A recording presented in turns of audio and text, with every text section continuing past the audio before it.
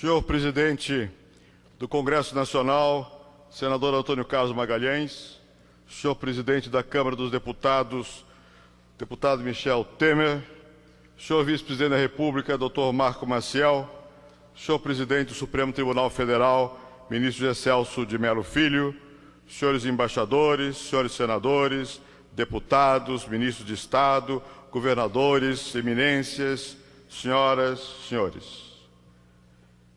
Compareço perante o Congresso Nacional para receber pela segunda vez a mais alta distinção a que um homem público possa aspirar.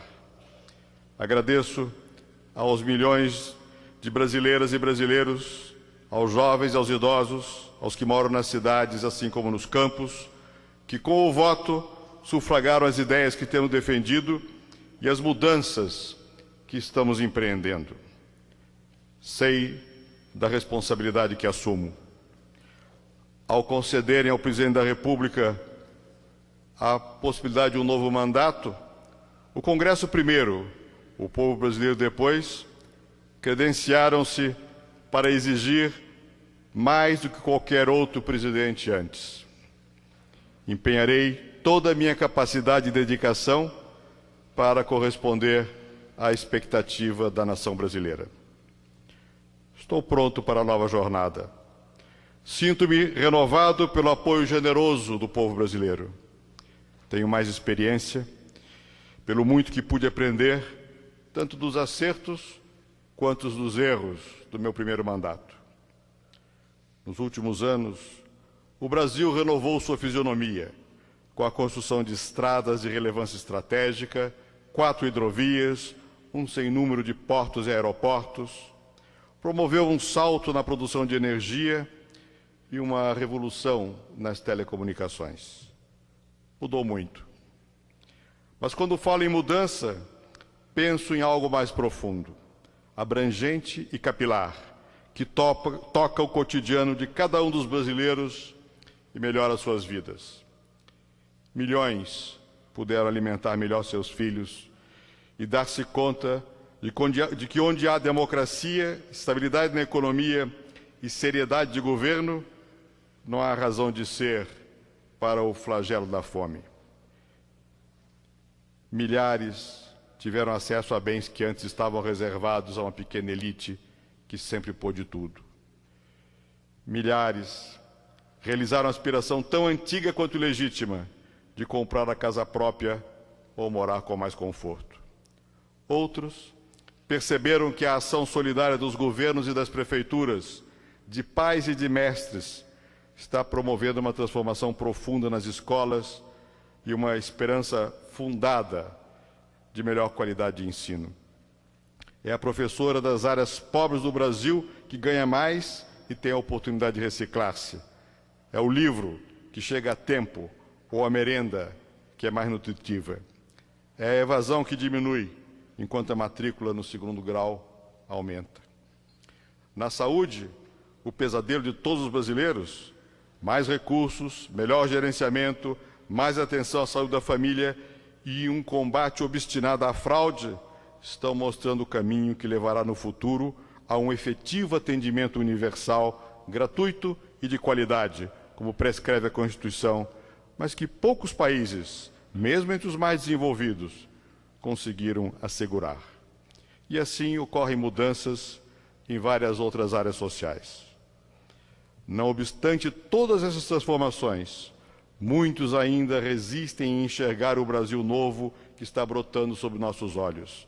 Relutam a reconhecer que estamos avançando, competindo e nos adaptando aos novos tempos em vários planos: o da globalização, o da reestruturação do Estado, o da revitalização da cultura. Essas mudanças dão confiança de que a geração do real será diferente.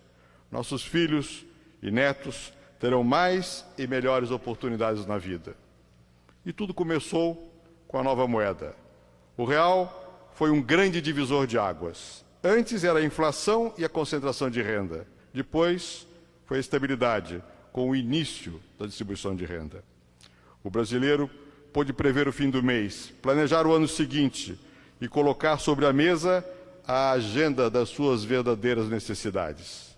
Restaurou-se a confiança para poupar e investir. O Estado começou a ser transformado para tornar-se mais eficiente, evitar o desperdício e prestar serviços de melhor qualidade à população. Deixa de ser um Estado faz de conta que faz tudo, mas continua a ser um instrumento fundamental para garantir serviços para a população mais pobre, gerar as condições para o aumento da produção e assegurar os direitos básicos de todos. O Brasil voltou a ser respeitado no exterior. Os investimentos estrangeiros multiplicaram-se, gerando novos horizontes para os brasileiros. Também no plano externo, o Brasil colhe os frutos da democracia, da estabilidade econômica e de uma renovada confiança no potencial de nosso mercado. O país torna-se mais relevante para o mundo. Ao mesmo tempo, o mundo se torna mais relevante para o bem-estar dos brasileiros. Em um sistema internacional onde aumenta a interdependência, é inevitável que sejamos afetados por eventos originados em outras regiões do mundo, mesmo as mais longínquas. Os problemas dos outros tornam-se também nossos. Da mesma forma, nossos problemas passam a afetar mais diretamente outros países. Mais do que nunca, é necessário que o Brasil saiba identificar os seus interesses nacionais e falar com firmeza para defendê-los nos fóruns internacionais. O interesse nacional hoje não se coaduna com o isolamento. Afirmamos nossa soberania pela participação e pela integração, não pelo distanciamento. É o que estamos fazendo no Mercosul, dimensão prioritária e irreversível de nossa diplomacia. É o que estamos realizando com a criação de um espaço integrado de paz, democracia e prosperidade compartilhada na América do Sul. É o que se reflete em nossa visão da integração hemisférica e de laços mais sólidos com a União Europeia, a Rússia, a China e o Japão, sem detrimento para os nossos vínculos históricos com a África. O Brasil está, assim, consolidando uma inserção ativa e soberana no sistema internacional. Senhores membros do Congresso Nacional, nos últimos anos, se é verdade que muito foi feito, ainda resta muito por fazer. Nossos desafios continuam imensos, mas estamos em melhores condições para enfrentá-los. Preparamos o terreno, plantamos a semente. Daqui para frente, a nossa tarefa é dupla: preservar as realizações e partir para novas conquistas. A continuidade delas é indispensável, pois a esperança do povo é como a do semeador, na frase de Gilberto Amado: ao lançar a semente sem ver crescer a planta no solo árido, o braço do semeador se fatiga. Estamos fazendo um acerto de contas com o passado e, ao mesmo tempo, tratando de impedir que a prosperidade que resulta da ampliação dos fluxos de capitais, conhecimento e tecnologia venha contaminada pelo vírus da exclusão. Reunimos hoje as condições para construir um Brasil efetivamente solidário e mais justo. O objetivo central do governo que ora se inicia será o de radicalizar a democracia, democratizar o mercado, aumentando a competição e promover mais ampla oportunidade para todos os brasileiros. Isso requer determinação política e crescimento econômico continuado. Senhores congressistas, 83 milhões de eleitores compareceram às urnas nas últimas eleições. O povo brasileiro deu uma demonstração inequívoca, sem precedente por sua dimensão, de crença na democracia. O país desfruta de plena liberdade de opinião e de imprensa, do que muito nos orgulhamos. O direito de manifestar o pensamento e de crítica é fundamental para a vitalidade democrática, mas precisamos avançar mais. Queremos aprofundar a parceria com a sociedade. Faz pouco tempo, o que entre nós se chamava de opinião pública era apenas o eco das reivindicações dos setores privilegiados da sociedade que sabem fazer ruído na defesa dos seus interesses. Hoje, a opinião pública expandiu-se e incorpora sindicatos de trabalhadores, igrejas, movimentos sociais e as chamadas organizações não governamentais. Mas ainda existe uma maioria silenciosa que não se faz ouvir.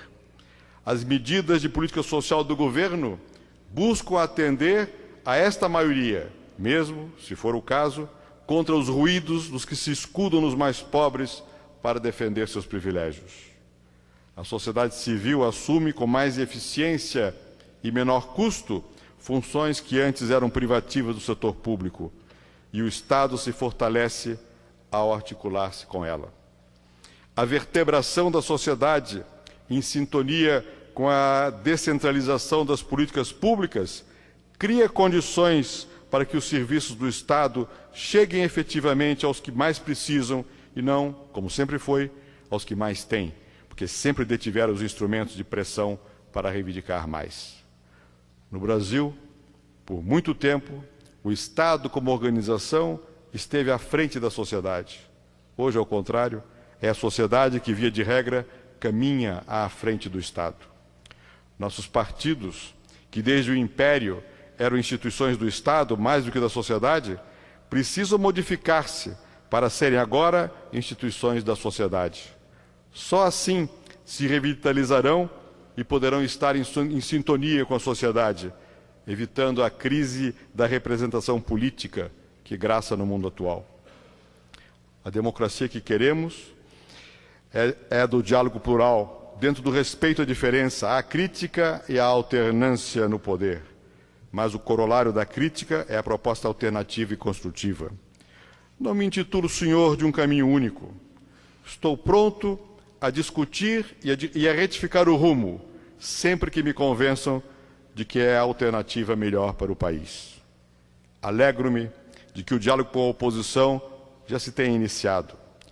Sei que temos divergências em vários campos, mas sei também que há temas e ações que estão acima das diferenças partidárias. O diálogo contribui para identificar veredas novas, enriquece a democracia e fortalece o país. O fundamental nas democracias, entretanto, é o apoio da maioria. Este apoio recebi nas urnas pelo voto popular e dos partidos.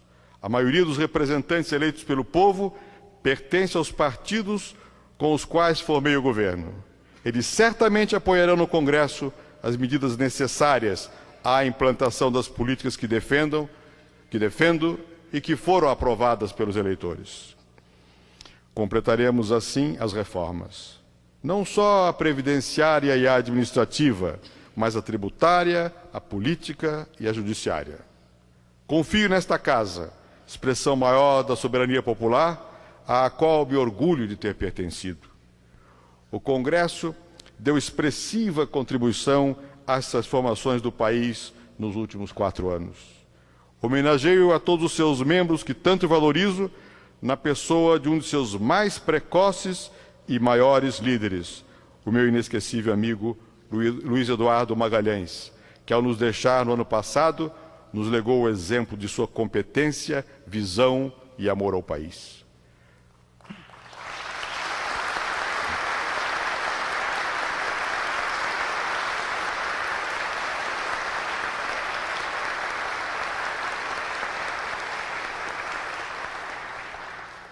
Não há democracia onde subsiste a violência, onde ainda são desrespeitados os direitos básicos das crianças e das mulheres, dos negros e dos índios. Avançamos nessa área, é inegável, mas temos que fazer mais. O desafio está em transformar os valores e as normas em práticas cotidianas. A Secretaria dos Direitos Humanos foi fortalecida institucionalmente para melhor cumprir sua missão. A sociedade será convidada a participar mais diretamente da execução e controle das políticas. Senhores congressistas, não fui eleito para ser o gerente da crise.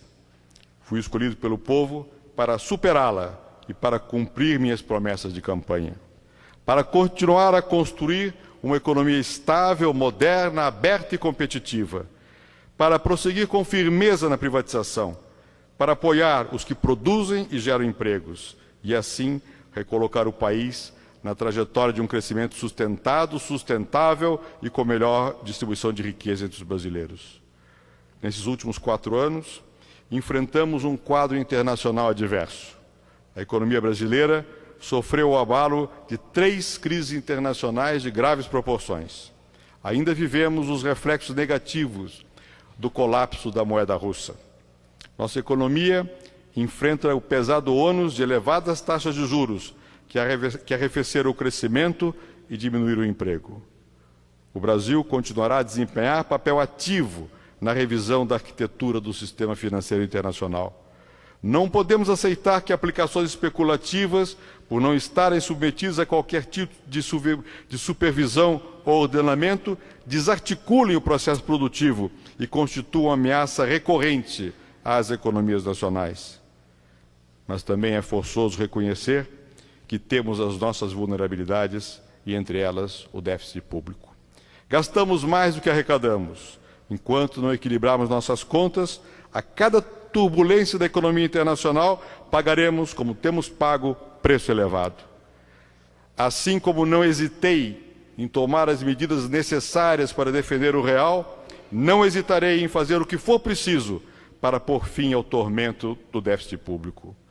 É melhor o remédio amargo que cura a doença do que a febre crônica que debilita as forças e compromete a saúde do organismo.